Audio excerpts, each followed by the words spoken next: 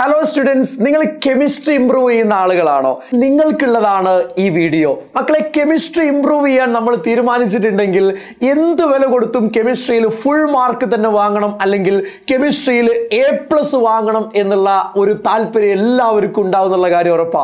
അങ്ങനെയാണെങ്കിൽ A+ലേക്ക് എത്താൻ അല്ലെങ്കിൽ ഫുൾ മാർക്കിലേക്ക് എത്താൻ നമുക്ക് 9 ചാപ്റ്റേഴ്സ് ആണുള്ളത്.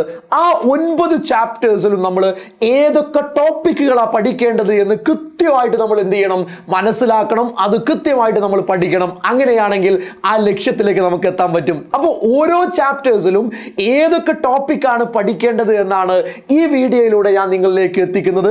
കറക്റ്റായിട്ട് ഓരോ പോയിന്റുകൾ നോട്ട് ചെയ്യുക, അത് കൃത്യമായി പഠിച്ചു എന്ന് ഉറപ്പുവരുത്തുക, എന്നിട്ട് എക്സാം ഹാളിലേക്ക് പോവുക. നോക്കൂ, നിങ്ങൾ first chapter some basic concepts of chemistry ആണ്. അവിടെ നമ്മൾ ആദ്യം തന്നെ മാറ്ററിന്റെ ക്ലാസിഫിക്കേഷൻ അടിപൊളിയായിട്ട് പഠിച്ചു പോകണം. ഏതൊരു വാല്യൂ തന്നാലും അതിൽ എത്ര സിഗ്നിഫിക്കന്റ് ഫിഗേഴ്സ് ഉണ്ട് എന്ന് മക്കൾക്ക് എഴുതാൻ പറ്റണം. ഇനി നോക്കൂ, 5 ലോസ് അല്ലേ നമുക്കുള്ളത് ലോ ഓഫ് കെമിക്കൽ കോമ്പിനേഷനിൽ. അത് ആര് പ്രപ്പോസ് ചെയ്തതാണ്, അത് ഡിഫൈൻ ചെയ്യാൻ അതിന്റെ ഒരു ഇല്ലസ്ട്രേഷൻ കൃത്യമായിട്ട് നമ്മൾ പഠിച്ചു പോകണം.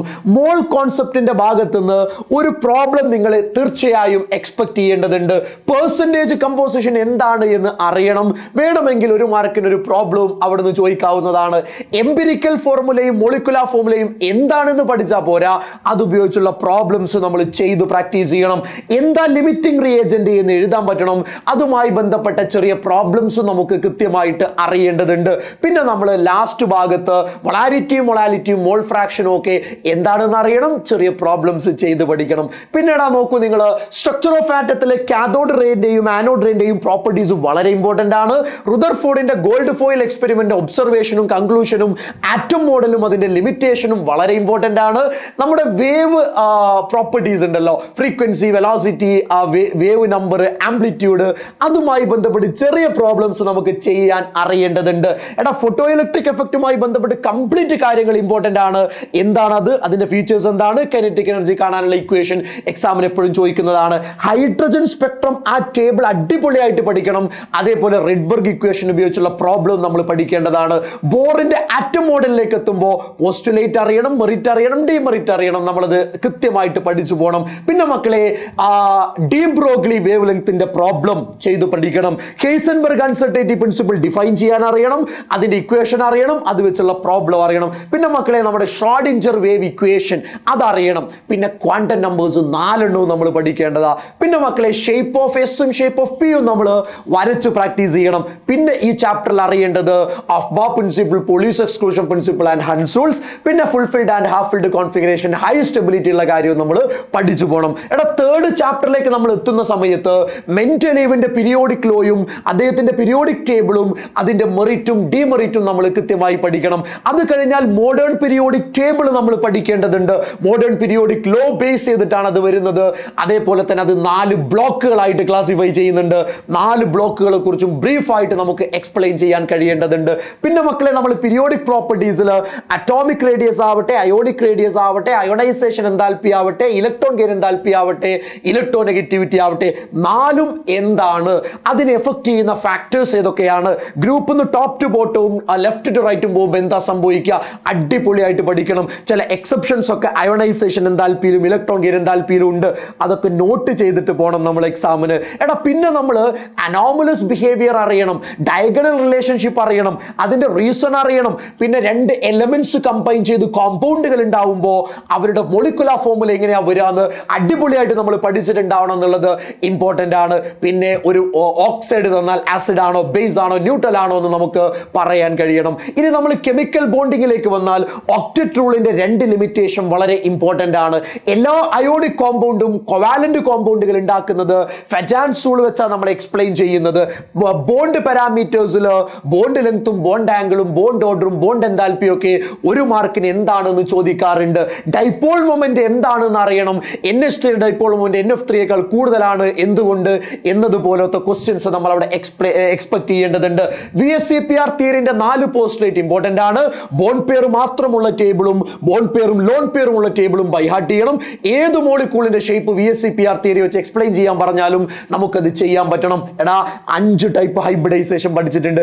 5 എന്താണെന്ന് അറിയണം, 5ന്റെയും എക്സാമ്പിൾ അറിയണം, കാരണം അത് എക്സാമിന് ചോദിക്കാറുണ്ട്. ഹൈബ്രിഡൈസേഷൻ മോളിക്കുലാർ ഓർബിറ്റൽ തിയറിയിലേക്ക് നമ്മൾ വരുന്ന സമയത്ത് അതിന്റെ പോസ്റ്റുലേറ്റ് അറിയണം, ബോണ്ട് ഓർഡർ കാണാൻ അറിയണം, പാരാമാഗ്നറ്റിക് ആണോ ഡയാമാഗ്നറ്റിക് ആണോ എന്ന് അറിയണം, എനർജി ലെവൽ ഡയഗ്രാം വരക്കാൻ അറിയണം. അങ്ങനെ അടിപൊളിയായിട്ട് ആ ഭാഗം നമ്മൾ പഠിക്കണം. ഹൈഡ്രജൻ ബോണ്ടിലേക്ക് എത്തുമ്പോൾ ഇന്ററും ഇൻട്രയും എന്താണ് എന്ന് വിത്ത് എക്സാമ്പിൾ നമ്മൾ പഠിച്ചു പോയാൽ ഈ ചാപ്റ്റർ സെറ്റ് ആണെന്ന് പറയാം. ഇനി മക്കളെ നോക്കൂ, തെർമോഡൈനാമിക്സിൽ എന്താ സിസ്റ്റം സറൗണ്ടിങ്, എന്താണ് ഓപ്പൺ ക്ലോസ്ഡ്, എന്താണ് ഡിഫറെന്റ് ടൈപ്പ് ഓഫ് സിസ്റ്റം എന്നൊക്കെ പഠിച്ചതിന് ശേഷം ഏറ്റവും ഇമ്പോർട്ടന്റ് ആയിട്ടുള്ളത് എക്സ്റ്റെൻസീവും ഇന്റൻസീവും അറിയണം, സ്റ്റേറ്റ് ഫംഗ്ഷനും പാത്ത് ഫംഗ്ഷനും അറിയണം. അത് വിത്ത് എക്സാമ്പിൾ ആണ് അറിയേണ്ടത്. എടാ ഇന്റേണൽ എനർജിയുമായി ബന്ധപ്പെട്ട കാര്യങ്ങളൊക്കെ പഠിച്ച് അതുമായി ബന്ധപ്പെട്ട ഫസ്റ്റ് ലോ ഓഫ് തെർമോഡൈനാമിക്സ് എന്താണ്, അതിന്റെ ഇക്വേഷൻ എന്താണ്, അത് വെച്ചുള്ള ചെറിയ പ്രോബ്ലംസ് ചെയ്യാൻ പഠിക്കണം. എടാ എൻതാൽപ്പിയിലേക്ക് നമ്മൾ വന്നു കഴിഞ്ഞാൽ എൻതാൽപ്പിയുമായി ബന്ധപ്പെട്ട 4 ഇക്വേഷൻസ് നമ്മൾ ക്ലാസ്സിൽ ഡിസ്കസ് ചെയ്തിട്ടുണ്ട്. അത് അടിപൊളിയായിട്ട് മക്കൾ പഠിക്കേണ്ടതാണ്. ഡിഫറെന്റ് ടൈപ്പ് ഓഫ് എൻതാൽപ്പികൾ നമ്മൾ പഠിക്കേണ്ടതാണ്. എൻതാൽപ്പിയുമായി ബന്ധപ്പെട്ടാണ് ഹെസ്സസ് ലോയും ബോൺ-ഏബർ സൈക്കിളും ഒക്കെ വരുന്നത്, ലാറ്റിസ് എൻതാൽപ്പിയും ഒക്കെ വരുന്നത്. അടിപൊളിയായിട്ട് അത് പഠിച്ചു പോവേണ്ടതുണ്ട്. എടാ എൻട്രോപ്പി നമ്മൾ നന്നായിട്ട് പഠിക്കണം. സ്പോണ്ടേനിയസും നോൺ സ്പോണ്ടേനിയസും എന്താണെന്ന് പഠിക്കണം. എൻട്രോപ്പിയുമായി ബന്ധപ്പെട്ടിട്ടാണല്ലോ second law and third law of thermodynamics പഠിക്കുന്നത്. നന്നായിട്ട് നമുക്കത് പറയാൻ പറ്റണം. എക്സോതെർമിക്കും എൻഡോതെർമിക്കും എന്താണെന്ന് പറയാൻ പറ്റണം. ഗിബ്സ് ഫ്രീ എനർജി ചേഞ്ച് നമുക്കത് എക്സ്പ്ലെയിൻ ചെയ്യാൻ പറ്റണം. ഓക്കെ, എടാ ഇക്വിലിബ്രിയത്തിലേക്ക് എത്തുമ്പോൾ homogeneous and heterogeneous equilibrium with example പറയാൻ പറ്റണം. ഏത് ഇക്വേഷൻ തന്നാലും അതിന്റെ KCയും KPയും എഴുതാൻ പറ്റണം. KCയും KPയും തമ്മിലുള്ള റിലേഷൻ നമുക്ക് എഴുതാൻ അറിയണം. അതിന്റെ ഡെറിവേഷൻ അറിയണം. Characteristics and application of equilibrium concept മറ്റൊരു പ്രധാനപ്പെട്ട കോൺസെപ്റ്റ് ആണ്, അറിഞ്ഞിരിക്കേണ്ടതാണ്. ലേഷാർട്ട്ലെ പ്രിൻസിപ്പിൾ വെച്ച് ഇക്വിലിബ്രിയത്തെ എഫക്ട് ചെയ്യുന്ന ഫാക്ടേഴ്സ് നമുക്ക് എഴുതാൻ പറ്റണം. എന്താണ് pH എന്നും എന്താണ് pH സ്കെയിൽ എന്നും അറിയണം. ഡിഫറെന്റ് ആസിഡ് ബേസ് കോൺസെപ്റ്റുകൾ നമ്മൾ തറോ ആക്കിയിട്ട് വേണം പോവാൻ. ബ്രോൺസ്റ്റർ ലൗറിയുമായി ബന്ധപ്പെട്ട കോൺജുഗേറ്റഡ് ആസിഡ് ബേസ് പെയറുകൾ നമ്മൾ അറിയേണ്ടതുണ്ട്. ഓക്കെ, പിന്നെ മക്കളെ ഏറ്റവും പ്രധാനപ്പെട്ടതാണ് കോമൺ അയോൺ എഫക്റ്റും അതേപോലെ ബഫർ സൊല്യൂഷനും. പിന്നെ നമ്മൾ പഠിച്ചിരിക്കേണ്ടതാണ് സോലുബിലിറ്റി പ്രൊഡക്റ്റ്, അത് ഇമ്പോർട്ടന്റ്. ഇനി മക്കളെ നോക്ക്, നമ്മൾ റെഡോക്സ് റിയാക്ഷനിലേക്ക് എത്തിയാൽ classical concept, electronic concept, oxidation number concept അടിപൊളിയായിട്ട് പഠിക്കണം.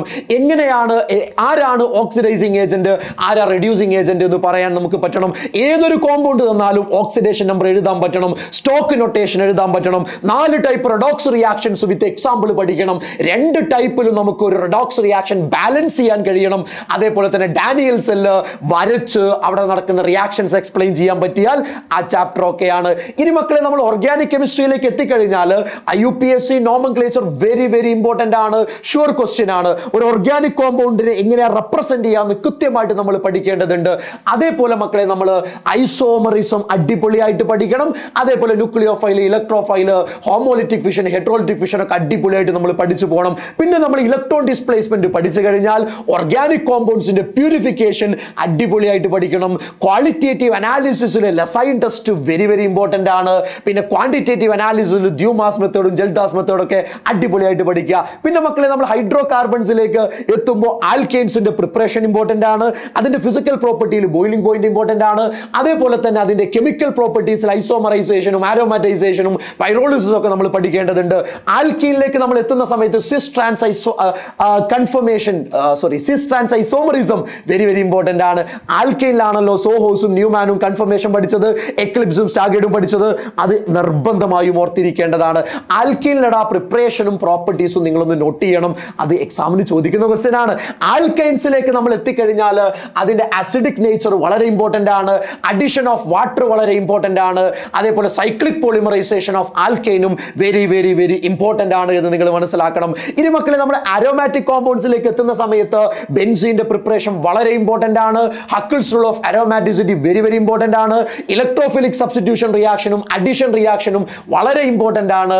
അപ്പൊ മക്കളെ നോക്കൂ, വൂഡ്സ് റിയാക്ഷൻ പ്രിപ്പറേഷൻ ഓഫ് ആൽക്കെയിൻസിൽ വരുന്നതാണ്, വെരി വെരി ഇമ്പോർട്ടന്റ് ആണ്. അപ്പൊ ഇത്രയും കാര്യങ്ങൾ നിങ്ങൾ പഠിച്ചു കഴിഞ്ഞാൽ ഈ നമുക്ക് നിങ്ങളുടെ എയിമിലേക്ക്, നിങ്ങളുടെ ആഗ്രഹം എന്താണ്? ഫുൾ മാർക്ക് അല്ലെങ്കിൽ ഫുൾ A+ ആണ്, അങ്ങോട്ടേക്ക് എത്താൻ പറ്റും. ഒന്നുകൂടെ കൃത്യമായിട്ട് നിങ്ങൾക്ക് ഈ ചാപ്റ്റർ അടിപൊളിയായിട്ട് പഠിക്കണമെന്നുണ്ടെങ്കിൽ 10-ാം തീയതി നമ്മൾ സ്റ്റാർട്ട് ചെയ്യുന്ന നമ്മുടെ ലൈവ് ക്ലാസ്സിലേക്ക് എത്തിക്കഴിഞ്ഞാൽ 1.5 മണിക്കൂർ കൊണ്ട് ഓരോ ചാപ്റ്റേഴ്സും അടിപൊളിയായിട്ട് നമ്മൾ അവിടെ ഡിസ്കസ് ചെയ്യും.